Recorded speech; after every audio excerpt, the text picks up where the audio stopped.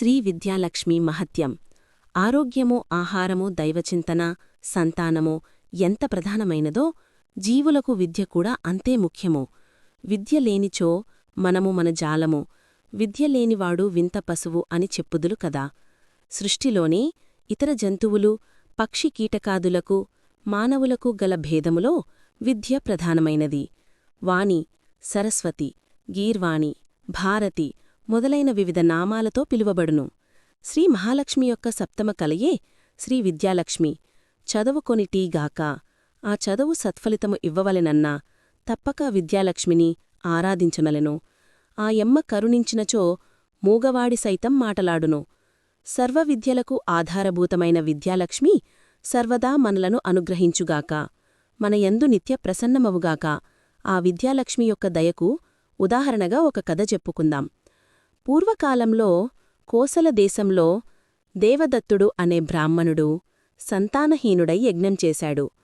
ఆ యజ్ఞంలో గోకీలుడు అనే బ్రాహ్మణుడు స్వరభంగం చేయడంతో దేవదత్తుడు కోపించి దూషించాడు. దాంతో గోకీలుడు శాపమిచ్చాడు, నీకు పుత్రుడు కలుగునుగాని వాడు విద్యారహితుడు మూర్ఖుడు అవుతాడని.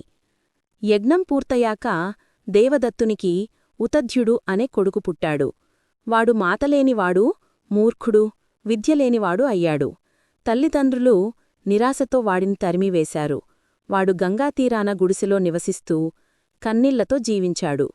ఒకరోజు ఋషి అక్కడికి వచ్చి ఉతధ్యుడు ఆవేదన విన్నాడు. అతనికి శ్రీ విద్యాలక్ష్మిని ఆరాధించు అని ఉపదేశించాడు. వాడు తనకు తెలియకపోయినా ఓ అమ్మా, నాపై దయచూపించు అంటూ ఏడుస్తూ పూజించసాగాడు. ఆ కన్నీళ్లు ఆమెకు పాదాభిషేకంగా మారాయి. తర్వాత వాడి మనస్సులో జ్ఞానం మొలకెత్తింది. ఒకరోజు వేటగాడి ప్రశ్నలకు నిజాయితీగా సమాధానమిచ్చాడు. దాంతో దేవతలు సంతోషించి సత్యవంతుడు అని వాడికి బిరుది ఇచ్చారు. విద్యాలక్ష్మి కృపతో వాడు మహాకవి అయ్యాడు. ఈ కథలో విద్యలేనివాడు పశువుతో సమానమని చెబుతూ విద్య నిజమైన లక్ష్మీరూపమని తెలిపింది. దీపావళి సందర్భంగా అష్టలక్ష్మిలో చివరిదైన ధనలక్ష్మీదేవి కథ చెప్పుకుందాం. లైక్ చేయండి, షేర్ చేయండి, సబ్స్క్రైబ్